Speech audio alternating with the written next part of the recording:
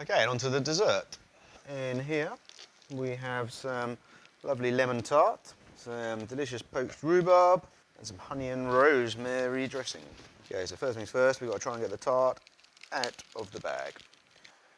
Right, so tart just slightly to one side.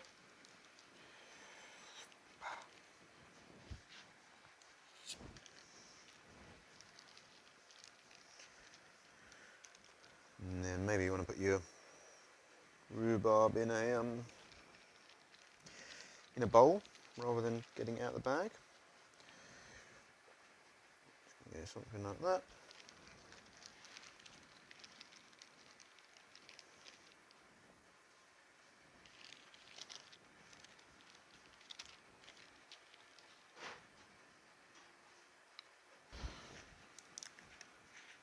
And then we got some, this is the honey and rosemary, which we're just going to drizzle all over.